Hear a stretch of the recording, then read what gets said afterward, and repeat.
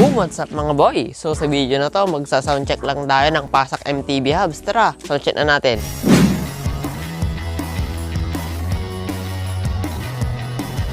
Bago natin simulan ng video na to, kung di ka pa nakaka-subscribe, please subscribe to my YouTube channel. Pindutin mo na rin yung notification bell para laging updated sa mga bagong vlogs ko. And please like this video para makatulong sa YouTube algorithm. Let's go!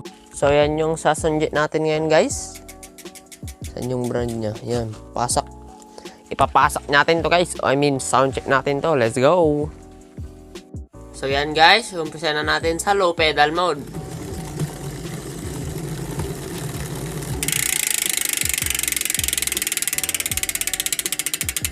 Isa pa.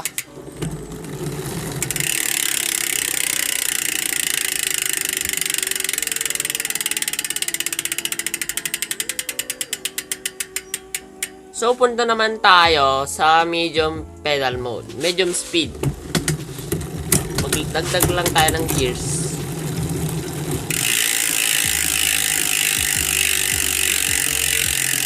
Ayos na ayos mga kasikli.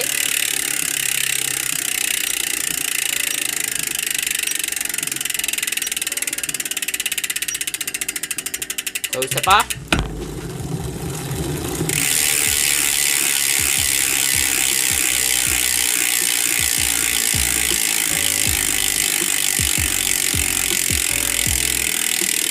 So, punta naman tayo sa high speed.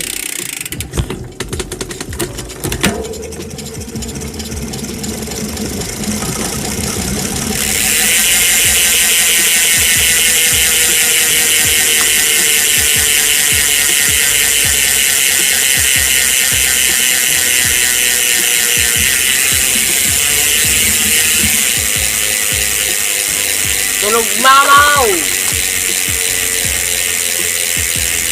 So yun guys, nakita nyo naman yung sound niya. So, comment down below pag okay na yun sa inyo. Kung gusto nyo bumili ng Pasak hubs na to, ilalagay ko na lang sa description box yung link ng napagbilan ko.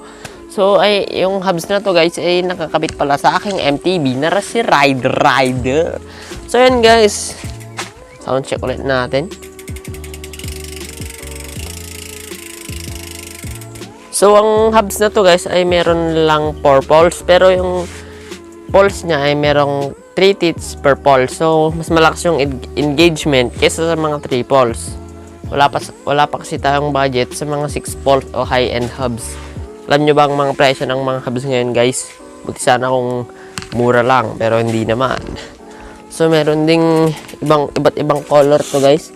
Merong black, merong gold, merong blue, tapos yan, red. Siyempre, red yung favorite color natin guys. So, yun yung pinili ko. So, 32 holes rin pala yung holes niya guys, yung hubs. Yan, 32 holes. Hindi siya 36. Mas common naman kasi yung 32 holes guys. Yung RS hub na to guys ay silvering na to. And ang pagbili ko dito is 2,000. Pero dalawa na front and rear. Yan o. Pasak. Silvering hubs. 4 poles. So yun guys, baka hindi tayo maka-upload ng regular vlogs kasi busy na ako ngayon guys eh. Busy sa module, grabe. Tingnan ko na lang pag magbabakasyon kami. Ay kung nakabakasyon ako, try natin mag-daily vlogs. So comment lang kayo guys nung gusto nyong content na ilalabas natin. Yun, 300 subscribers na tayo guys. Kung di ka pa nakaka-subscribe, subscribe mo na. Pindutin mo na rin yung all notification bell para laging updated sa mga bagong vlogs ko. So, yun. Bye-bye!